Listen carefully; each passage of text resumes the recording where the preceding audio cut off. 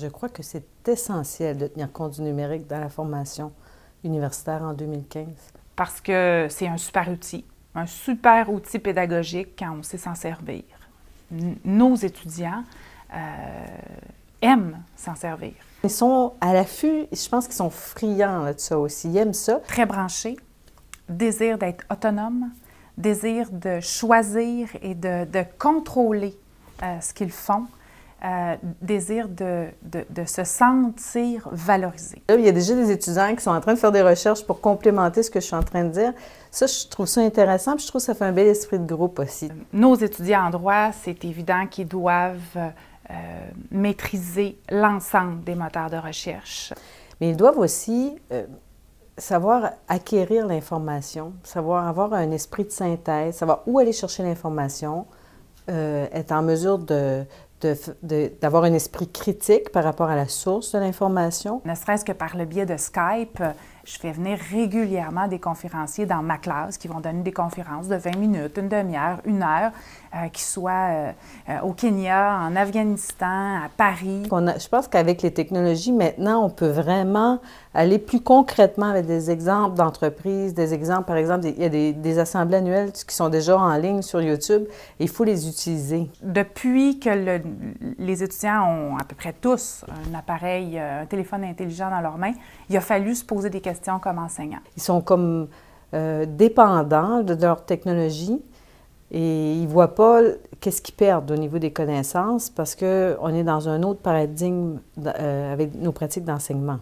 L'enseignement magistral, le fait d'asseoir un étudiant 3 heures de temps, a ses limites. Il y a certains cours pour lesquels c'est encore nécessaire.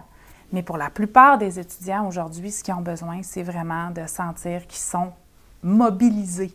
L'apprenant, il veut être plus impliqué. Il veut participer à son apprentissage, pas juste être passif. Il faut qu'il mette ses mains, qu'il travaille, vraiment qu'il les acquiert, les connaissances. Je suis d'avis que si on les met au cœur de leur apprentissage, par exemple en leur faisant faire des cas pratiques, des simulations, de l'apprentissage par problème, des résolutions de problèmes, ils sont beaucoup plus... En fait, l'enseignement est beaucoup plus efficace. Au niveau de la transmission des connaissances, le rôle du professeur devient plus un guide, un accompagnateur. On a pensé utiliser les appareils électroniques de nos étudiants comme télérépondeurs. Par exemple, lorsqu'on veut faire des sondages rapidement pour vérifier la bonne acquisition des connaissances à nos étudiants avant de passer à l'étape de l'application pratique. Pendant que j'enseigne, poser une question, puis demander aux étudiants qui me répondent, puis afficher tout de suite le résultat de leur réponse. Les étudiants, en plus, ne peuvent pas se faire influencer. Ils ne lèvent pas la main en regardant si la majorité de leurs amis lèvent la main aussi.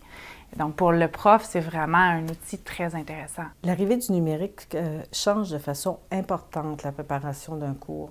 En fait, il doit y avoir beaucoup plus d'emphase mise sur la préparation du cours et je dirais aussi sur le développement, sur la créativité, sur le leadership relativement au cours en question pour en faire un cours qui se distingue. De plus en plus, les professeurs s'intéressent à une nouvelle façon d'enseigner qui est la classe inversée ou l'enseignement inversé. On fait faire les devoirs à l'école, mais l'enseignement, l'apprentissage à la maison.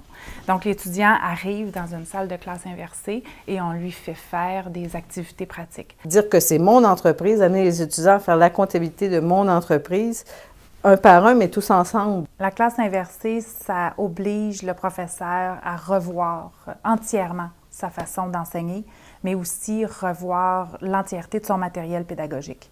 Ça demande, par exemple, beaucoup de travail derrière, parce qu'il faut être en mesure d'avoir préalablement, dans certains cas, identifié l'information. On va les référer à une vidéo, à une entrevue, on va leur faire faire un test en ligne, on le fait simuler, on lui fait résoudre un problème à partir de ce qu'il a acquis à la maison. Ça fait en sorte qu'il met en application directement et de manière rapprochée dans le temps tout ce qu'il a appris à la maison. On voit vraiment si l'étudiant a bien compris, lui-même voit s'il a bien compris. Nos futurs diplômés vont avoir à œuvrer avec cette nouvelle technologie dans toutes les tâches qui peuvent leur être attribuées. Il faut aussi se mettre en perspective que nos futurs diplômés sont en compétition avec les futurs diplômés des autres universités, des autres provinces, des autres pays. Donc, on se doit, pour le futur de notre société, selon moi, d'avoir des entreprises performantes avec une main-d'œuvre performante qui est outillée pour faire face à ces nouvelles technologies. Ça prend des profs passionnés, ça prend des profs qui y croient, ça prend des profs qui ont envie d'essayer quelque chose de nouveau. Ça prend aussi des profs qui se sont rendus compte que les étudiants étaient passés à autre chose, qu'il y avait des nouvelles façons de faire.